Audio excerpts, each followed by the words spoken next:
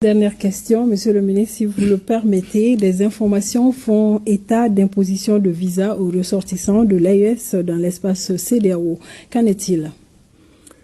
Merci infiniment. Vous savez, j'ai le communiqué des chefs d'État sous la main ici, que j'ai parcouru en long et en large parce que j'ai entendu parler d'éléments par rapport. Je ne vois aucune référence dans le communiqué des chefs d'État par rapport à des restrictions qui seraient imposées à la circulation de nos ressortissants dans cet espace.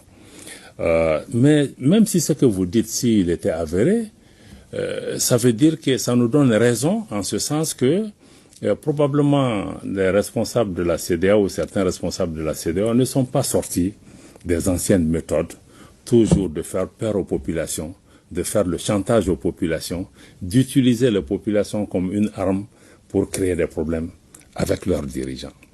Donc aujourd'hui, nous pensons que nos populations ne doivent pas servir de bouclier. En tout cas, pour ce qui concerne l'AES, nous sommes dans une autre dimension, nous sommes dans une autre dynamique qui est celle de la fraternité, de la solidarité et de l'amitié entre les peuples.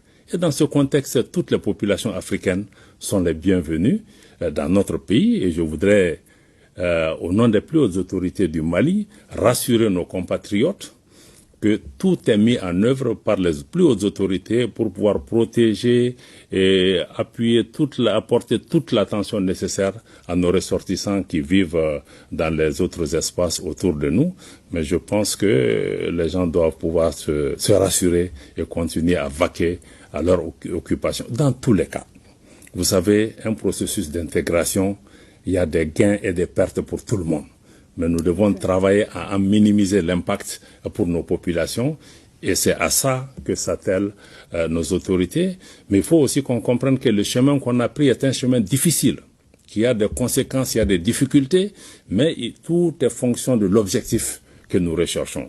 Certains résultats ont pu être atteints grâce au sacrifice des Maliens. Qui aurait cru que le Mali aurait pu atteindre ses résultats sur le plan sécuritaire avec ses propres moyens face à des puissances qui ont été là avec des milliards de dollars investis pendant 10 ans qui n'ont pas donné de résultats. Donc dans le cadre de l'AES aussi, parions que nous allons pouvoir, avec nos maigres moyens, avec vraiment une volonté forte, pouvoir exploiter d'abord l'homme sahélien dans le cadre de cette confédération pour pouvoir donner une autre alternative, mais qui soit quelque chose de concret.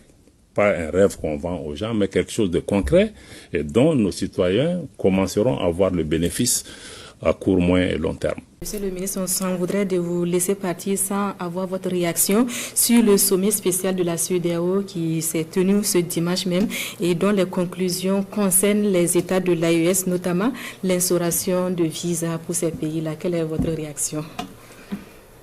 Ma réaction, c'est que nous avons constaté, comme tout le monde, que la CEDEAO, comme elle en a l'habitude, continue toujours de s'autodétruire et que les motivations fortes qui ont prévalu à sa création, l'intégration économique, la CEDEAO des peuples, ont laissé la place à des mesures qui nous interrogent sur ceux qui sont derrière ces mesures. Voilà ce que je peux dire.